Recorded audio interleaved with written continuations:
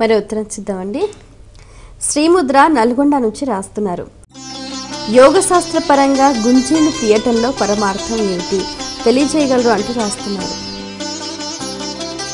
ఈ మధ్యకాలంలో ఒక వైద్య విధానం బాగా ప్రాచుర్యాన్ని పొందింది.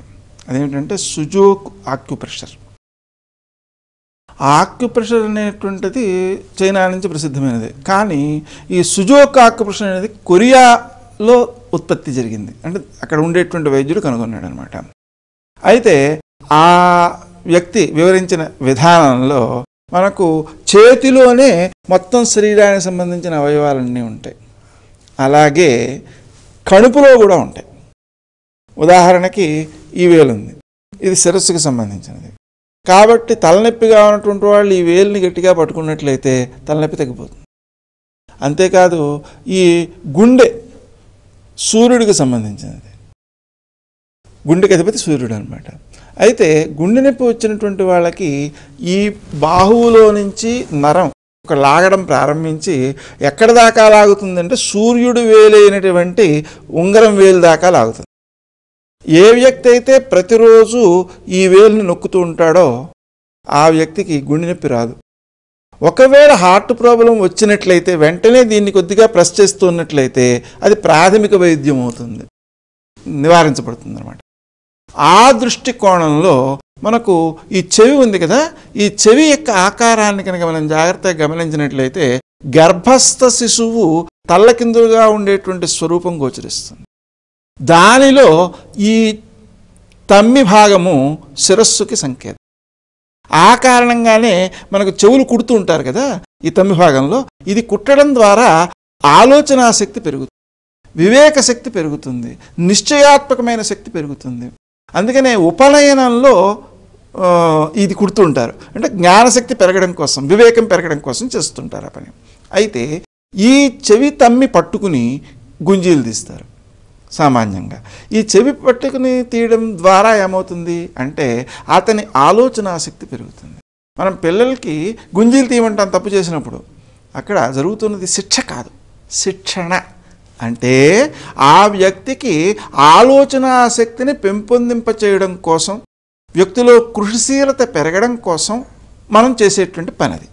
కృషిశీలత ఎలా పెరుగుతుంది అంటే మనకు కృషికి మూలాధారం ప్రధానమైనది ప్రతి వ్యక్తికి కూడా. అయితే మూలాధార స్థానానికి అధిపతి గణపతి.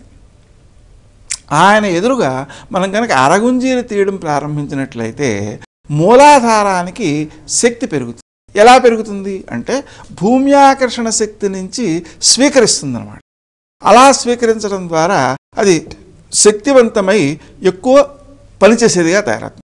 అప్పుడేమవుతుంది అంటే వ్యక్తిలో క్రియాశీలత బాగా వృద్ధి చెందుతుంది. అప్పులు తీర్చే శక్తి పెరుగుతుంది. అప్పులు తీర్చగలుగుతాడు. ఎందుకు అప్పు తీర్చగలుగుతాడు?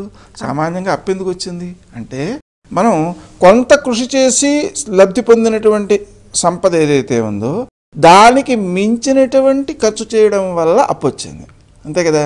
ఇప్పుడు ఏం కావాలి అంటే ప్రస్తుతం కష్టపడుతున్నది ఏదైతే ఉందో అది ఈరోజు తినడానికి సరిపోతూ ఉంటే పాత అప్పు తీర్చాలంటే ఏం కావాలి అంటే కృషిశీలత పెరగాలి.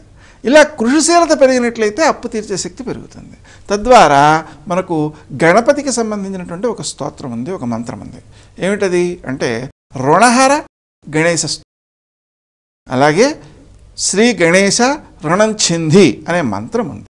వీటి ద్వారా మనం అప్పులు తీర్చడానికి అవకాశం. ఈ అప్పులు అనేటువంటి మామూలుగా అప్పు తీసుకోవడం ఇవ్వడం ఇంతే కాదండి. ఇంకా పితృ రుణం, మాతృ రుణం, భార్య రుణం, పుత్ర రుణం, గురు రుణం, ఇలా చాలా ఉన్నాయి.